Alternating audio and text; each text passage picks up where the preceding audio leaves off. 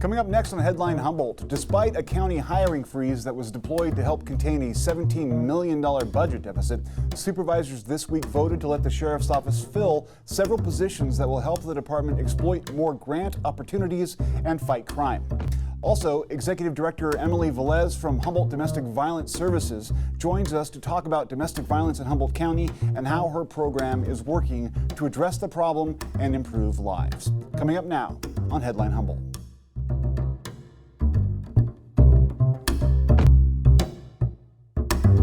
From the top of Humboldt Hill, this is Headline Humboldt. I'm James Falk. Thanks for joining us.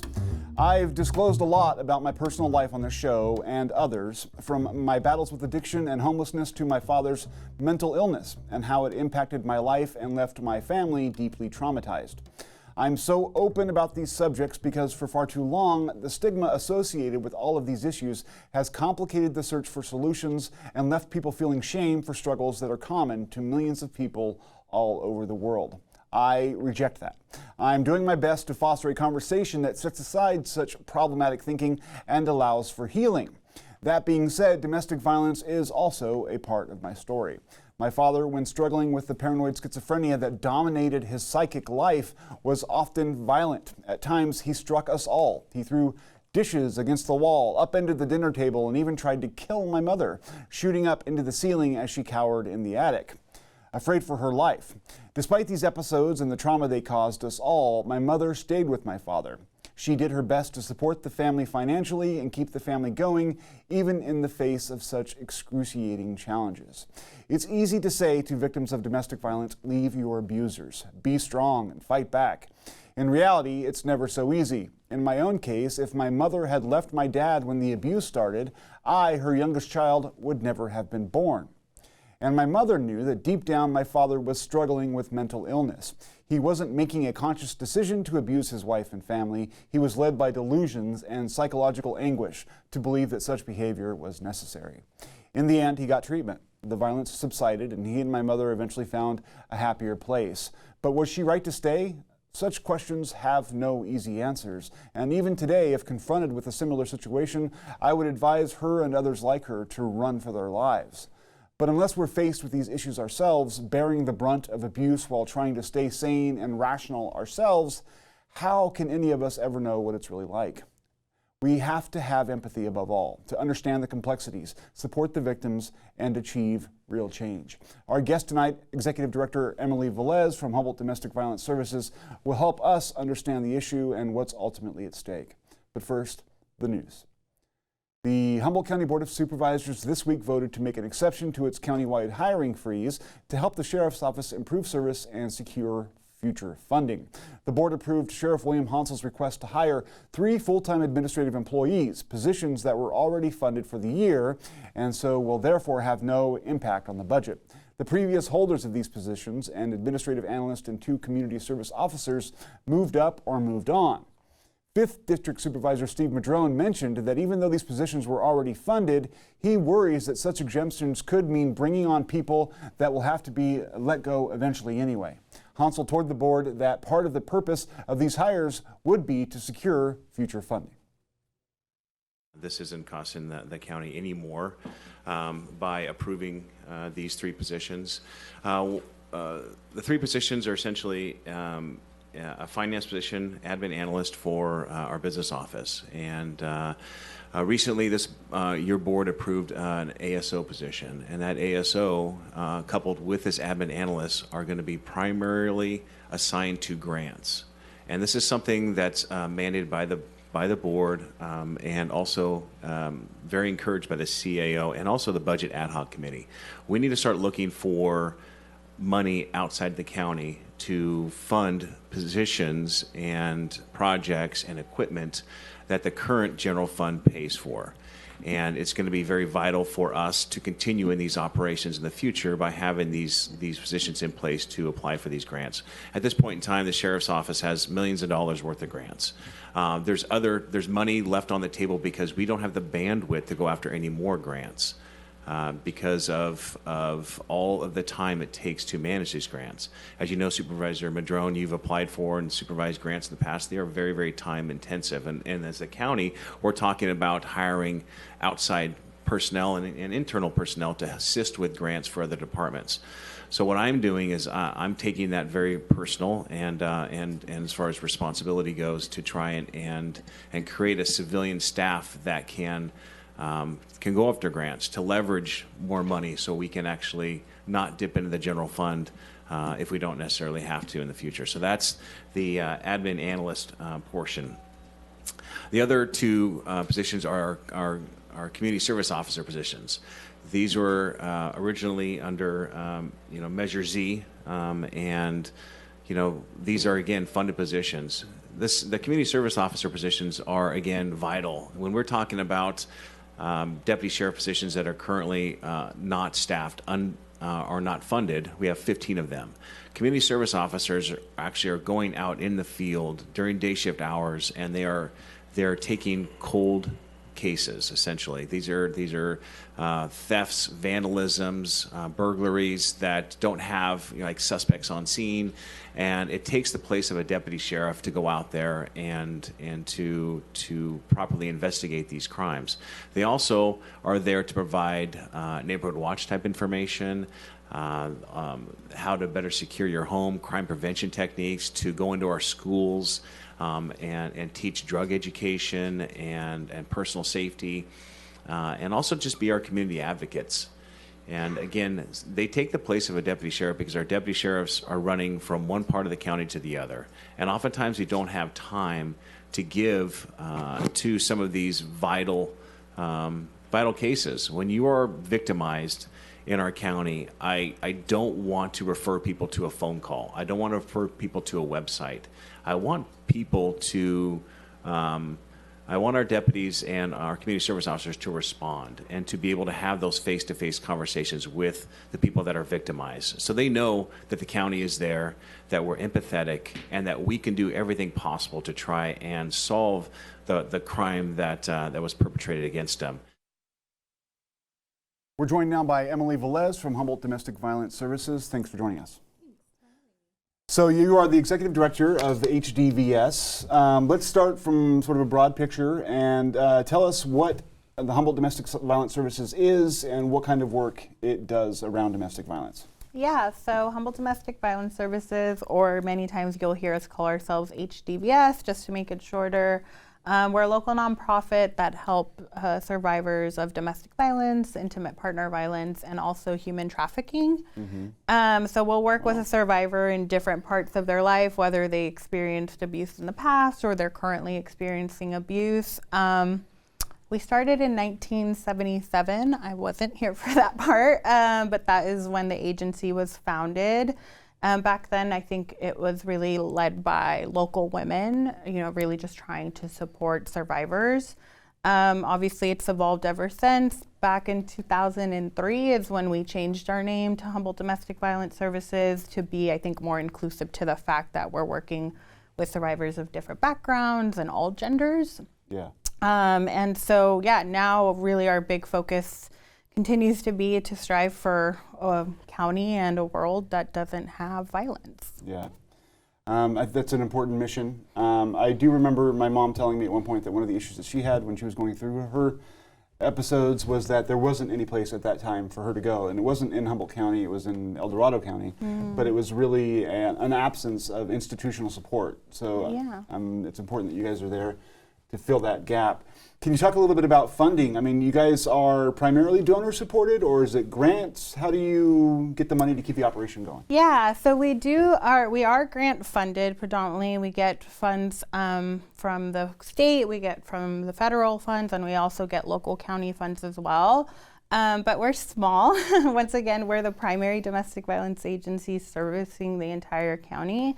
So donations come really in handy because grants tend to have specific program needs and restrictions. But like I said, we're working with survivors really in very different parts of their life sometimes. So sometimes they have needs that don't specifically fall under grant programs. So donations always come in handy to directly support survivors. And we take different versions of donations, whether that's clothing, that we have a program with Lots for Tots for that they help us out with, or household items, because we work with survivors after they have fled and reestablishing their home to have couches, beds, things like that. Yeah, and that support is again super necessary, because if they run away from a situation, they may not have anything, right? Yeah. And so having that stuff and receiving donations of that kind of stuff is really important. A little bit later, we'll share the URL so people will know where to go to give those donations.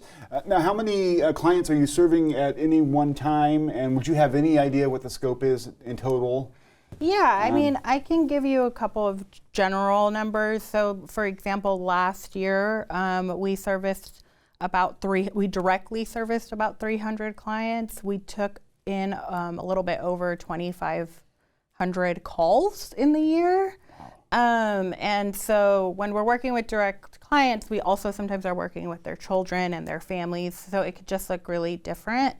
And our scope, like I said, sometimes it's one-on-one counseling. Other times we have support groups that individuals come to. We offer support groups every week for survivors, but we also do restraining order assistance. We accompany people to court, to social services.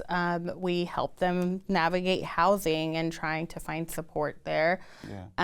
So it just looks kind of different how we're working with clients.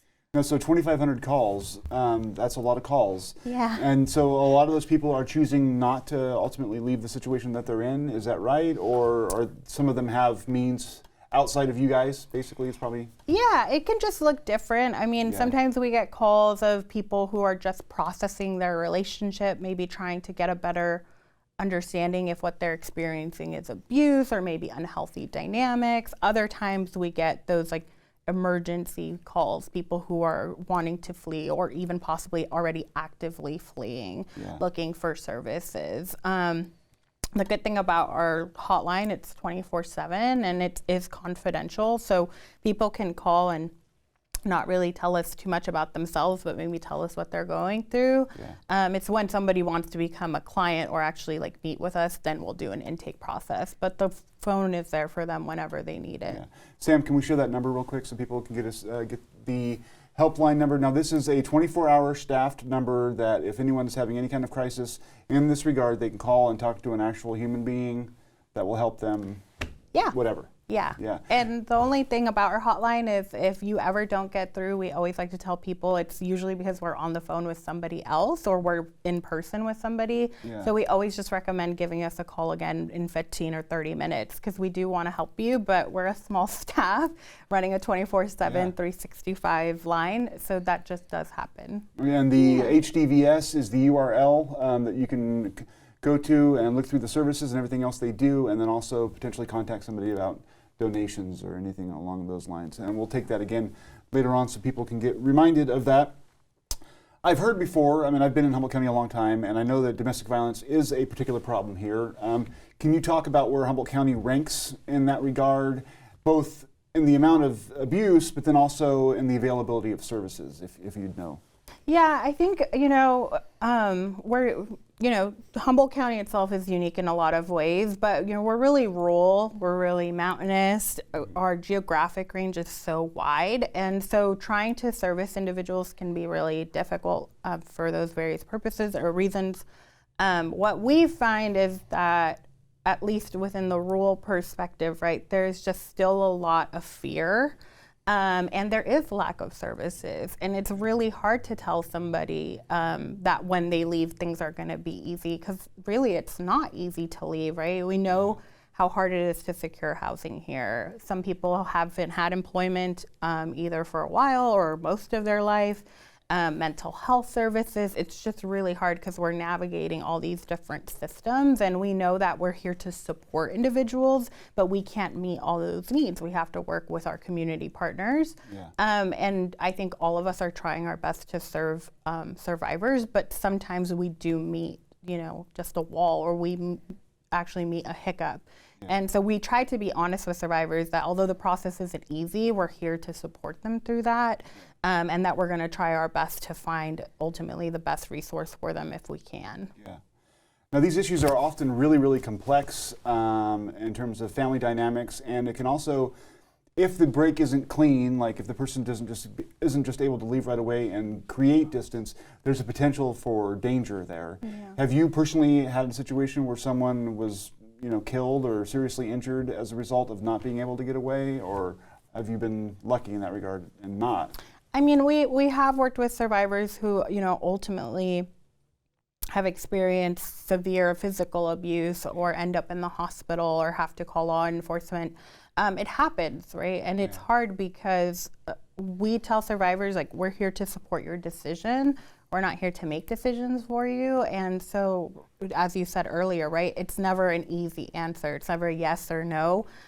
We understand that sometimes survivors aren't ready, they're scared, they still love their partner, right? Mm-hmm. That's completely valid. And so, unfortunately, sometimes abuse just continues to escalate. Yeah. And we try really hard to safety plan and to talk to people. And if we fear that something is escalating, we do try to encourage people to even possibly leave short term or, just create some separation, because we ultimately don't want someone to die or to get severely hurt. Yeah. Now, one question I had is, are you guys mandatory reporters as far as kids are concerned? We are. Okay. Yeah, and because we run a shelter and we have, we also work with minors in our children's services and our support group settings. Most of our advocates are mandated reporters for child abuse. So if that gets mentioned in the course of an interview, I mean, we get referred to something. Yeah, we would have to report it line. To CWS. Yeah, mm-hmm. And we try to let people know that. So we try to ensure that survivors know, like, everything you're telling us regarding your abuse is confidential, but if we hear about child abuse, that is something that we're mandated to report. Again, it's a complex issue. If you are not in an abusive relationship, but you see one, mm-hmm. or like your sister or your brother or whoever is in a relationship and there appears to be physical abuse going on, what should you do? Should you approach them? What do you do? Yeah, that's a great question. I think it's different, right? Because it depends on how close you are with somebody, their relationship dynamics. One thing we always tell people is you being there for somebody can mean so much, right? Just letting somebody know that they can come to you if they ever need anything or if they need to talk to somebody. I think that can be really helpful. If you're working with somebody who's actively fleeing or has let you know that they're ready to leave, like being a supportive hand, like, oh, I can hold documents for you, or, you can stay with me the night that you're going to do it, just being there for people and once again allowing them to make the choice, but letting them know that they're not alone when they're making that choice. Yeah. Anything you can do to help support people when they're going through such a difficult time. Yeah. I'm a little bit interested in the sociological aspects of this. Like, are there particular communities that are at risk more, or does economics play a factor? I mean, how would you break down the numbers in terms of who your clientele is coming in the door? Yeah, I mean, when we're looking at our general clients, a lot of them are low income, underserved communities to begin with. I think abuse can hit any relationship dynamic. It's just some people might be able to get support outside of social services or outside of nonprofits. Yeah. So we do see a wide variety of people, but I mean, we just know that certain populations do have more persistent violence in them, and rural communities really fall into that. And when you're in a rural community, you're in your own kind of population. Yeah. We have seen, at least since I've been at the agency, we've really seen an increase in working with like Spanish-speaking survivors. Yeah. And I think it's because how difficult it is to navigate resources, and having actual resources in your language is pretty limiting in our county. Sure. So we have seen that population, at least in the past few years, has continued to increase. That's a great question that I hadn't thought about, though. What kind of language services do you guys offer? Are you able to, obviously with Spanish speakers you can. Yeah, so we try to have bilingual Spanish-speaking staff because it's the language that we get asked for the most. Mm-hmm. We're fortunate that our shelter director and myself are both Spanish speakers as well, but mm-hmm. we do have 3 advocates that are Spanish speakers, and we try to keep a good staffing of Spanish speakers because of the need. Yeah. How many beds do you guys have in your shelter? Is there more than one, or how does it? Yeah, so we have kind of two versions of sheltering. We have emergency sheltering, and that's just a little bit more really like anywhere from 3 to 5 days of sheltering. And then we do have our transitional shelter that has about, I had to do the math real quick, it's about 16 beds. Okay. Yeah. And is that with kids or just the grown-ups? That is with kids. Okay, and good. so our capacity is pretty small as Yeah, as an agency for sheltering, but we try our best to meet the need. Yeah. If you're full, can you refer them to another place, or? Yeah, we work with local community partners. You know, we advocate to try to get them into other shelters, and you know, there's great partners out in the world like Betty Chin and Eureka Rescue Mission, who we can call, and usually, you know, if they have the availability, they're really great to work with survivors if we don't have the space. Yeah. Yeah. As I mentioned at the intro, my own story involves my dad's mental illness, but I know that mental illness plays a part, but then also alcoholism and addiction can have a significant role. What are the, I mean, loose, what do you think the percentages are of how often that seems to be a present factor in what people are seeing in terms of abuse? I mean, I think abuse itself is, you know, it's not just one thing. Like, violence can come in many different ways. And it doesn't even necessarily have to be physical violence. Yeah, right? yeah, it's emotional, psychological, financial abuse, sexual abuse. There's so many different ways that could look like. Yeah. We look at it is when we're talking about abuse, is there power and control dynamics that are being used to control that person? Because there can be unhealthy relationship dynamics, but when you're looking at abuse, there tends to be power and control. Yeah. And so alcohol, drugs, mental illness, people can be going through all of it, but also still be abusive, right? Because to us, abuse is a choice. Yeah. And I think that when you're seeing that, not to say that other things can't heighten that or can't add to fuel it, but really we look at the fact that sometimes people's needs aren't being met, and that can really just shift how they are with their partners. And unfortunately, abuse sometimes is part of relationship dynamics because of trying to keep that person with you. Yeah. Yeah. Control them and not let them get away. I mean, Yeah.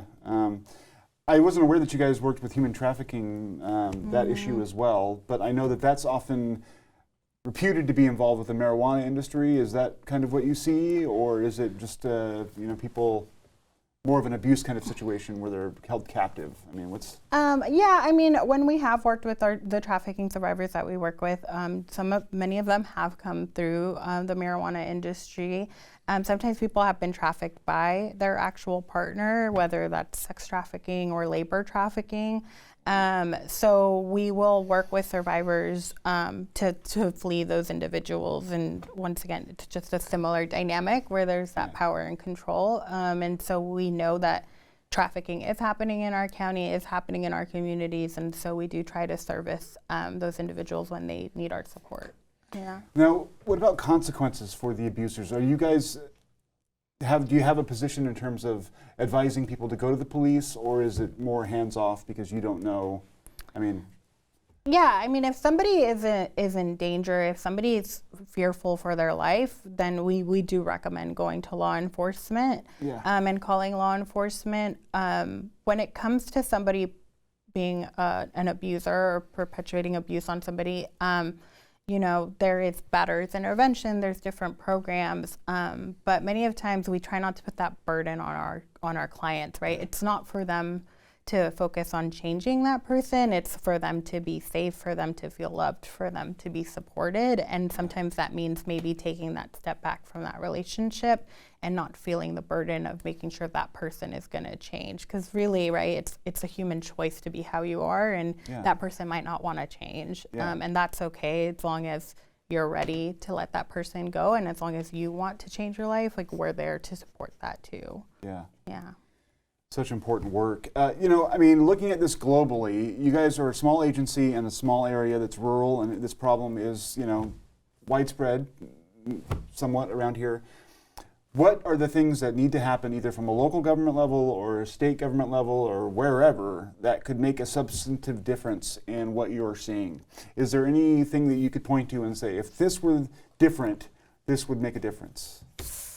Oh, that's a great question. I mean, I just think for us as an agency, just more general funding, just being able to service more people, we just know the need is there. And, you know, we fill up appointments every week and we see clients every week and we're on the phone with clients every week and we know we're still not meeting the full need of our county. I think being able to have more resources, right, which can impact all agencies, just being able to have more. But I think ultimately what we're needing for our agency is just the capacity to help more. And that comes with more funding, that comes with having more shelter options. Like I said, we have a small shelter location, and so being able to really give people more of a chance to set their lives back up. Do you guys have a working relationship with like the county social services? Yeah, we work with DHHS and we do try to utilize all the resources that exist in our community. And I know that we're all stretched. I know that everyone is doing their best, but it just really feels like the human aspect of it, that people need more support. We're just in a really interesting time that we're just seeing, especially with survivors, that we're trying to meet needs that are just even beyond our scope, and we're really just trying to help them navigate all the different resources and trying to actually get connected to the right people to meet their needs. Thank you for coming on the show. We're almost out of time, but I want to take that graphic again so we can get the hotline number and the URL. Once again, the number is 707-443-4062. If you are in a situation where you are experiencing abuse and you need help, this is a number you can call. It's staffed 24 hours a day, and someone is there at the facility to try and help out. If they aren't able to answer the phone right away, leave a message and maybe call back, because they will be back shortly. And then if you can donate either money or materials for shelters or anything else that might be of use, visit hdvs.org. And you can navigate the site. It's a beautiful site, and it's got a lot of interesting information about what their program is and what they offer and what people can do to get away from abusive situations. Thank you for joining us. Thank you for the work you do. You're saving lives, and I appreciate it. Thank you, James. That's it for this evening. We'll see you again next week. Stay tuned, stay informed.